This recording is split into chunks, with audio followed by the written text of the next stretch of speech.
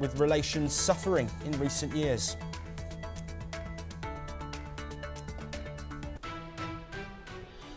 We will be touching on the Canadian elections and continuing our coverage as polling has opened across the country. But first, we're in Europe, and Russian President Vladimir Putin has declared a 3-day ceasefire in Ukraine to mark the 80th anniversary of victory in World War II. The Kremlin said all military actions would pause around May the 9th, when Putin will host Chinese President Xi Jinping and other leaders for celebrations. The Kremlin has said that Russia believes the Ukrainian side should follow this example, further warning that any violations would be met with an adequate response.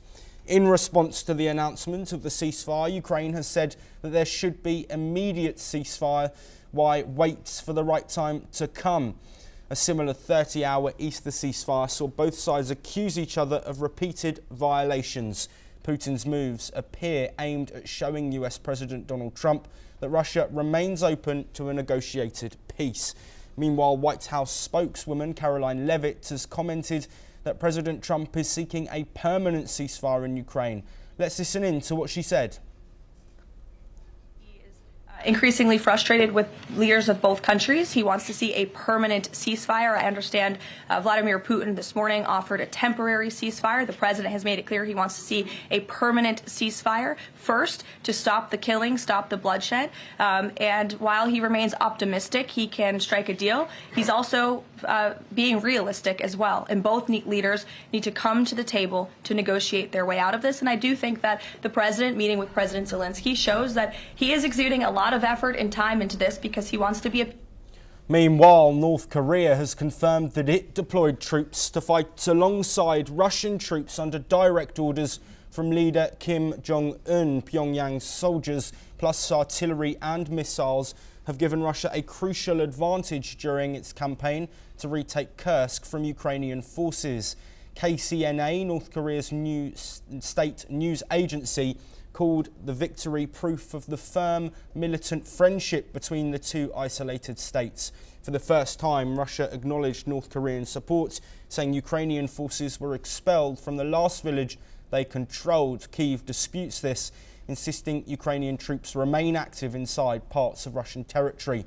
President Putin thanked North Korean fighters, pledging they would be honoured equally with Russian soldiers.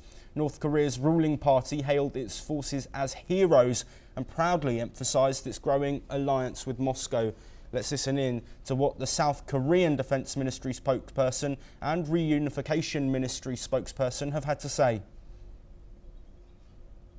북한군이 우크라이나 전쟁에 가담한 것은 유엔 헌장과 안보리 결의를 위반한 명백한 불법적 행위입니다. 이를 공식 인정했다는 것도 스스로 범죄 행위를 자인한 것입니다. 이에 우리 군은 국제사회와 함께 비인도적이고 불법적인 행위를 강력히 북한의 젊은이들을 정권 안위를 위해 무참히 희생시킨 반인권적이고 비윤리적인 행위라는 진실은 결코 가릴 수 없습니다. 정부는 북한군의 즉각적인 철수를 촉구하며 현재와 같은 북한과 러시아와의 군사적 야합이 지속될 경우 이를 좌시하지 않고 국제사회와 함께 Well, in response, the US State Department demanded an end to the deployment, calling it a violation of UN resolutions and a contributor to prolonging the war. South Korea condemned the move as inhumane and immoral, a decision that sacrifices young North Koreans for regime survival. Meanwhile, Trump has urged Putin to sign a deal to end the fighting. Speaking after his meeting with Ukrainian President Volodymyr Zelensky in Rome, Trump said that he believes Zelensky is ready to give up Crimea as part of a peace settlement, despite Zelensky's repeated public denials. Well, joining us to discuss all of these developments is Jim Rice, a professor of international law, who's joining us from Vigan in the Philippines. Jim, thank you for being here with us.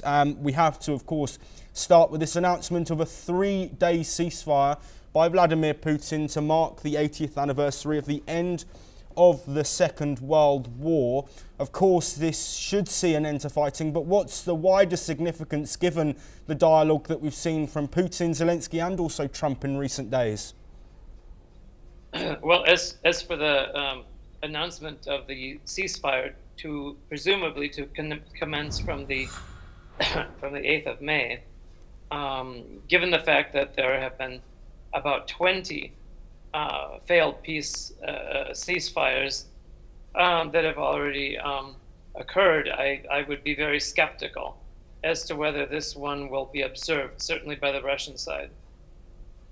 Yes, absolutely, Jim. Of course, the ongoing discussions have been taking place everywhere. Of course, we know Witkoff was in Russia to meet with Vladimir Putin. We know that Trump had a conversation with Zelensky in the Vatican as well. As leaders call for peace, how close really are we for a permanent peace, and what is needed from all of these leaders in order to get that over the line? Well, those are good questions that you're asking. As for the motivation behind Putin's sudden decision to to announce this 3-day ceasefire, I would guess that this is probably in response to Trump's conversations with Zelensky during the Pope's funeral, and Trump's subsequent tweeting out of his skepticism regarding Putin. So I think this is probably a response by Putin, given Trump's show of displeasure.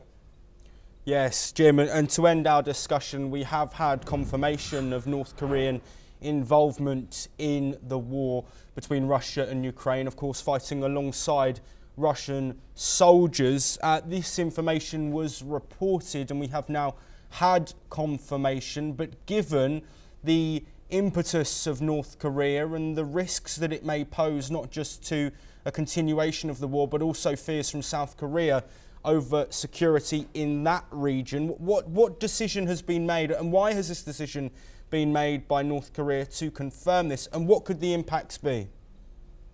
Well, I'm not sure whether this is included in the opening, but North Korean involvement in bringing in combat troops began last autumn, I believe, the autumn of 2024, and they brought in about 11,000 troops, which they put on the ground, and all accounts were that although they were a complication for the Ukrainians, they were somewhat ineffective because they couldn't communicate with their Russian commanders, and they presumably lost about 1,000 troops. The question now is, after the Kursk issue, will the North Koreans be pulled out?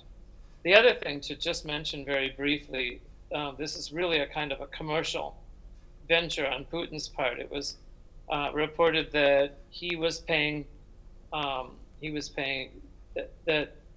was paying North Korea about $2,000 per month per soldier. The vast amount of money was, received by the North Korean government. Jim Rice, thank you ever so much for joining us. Of course, this situation is continuing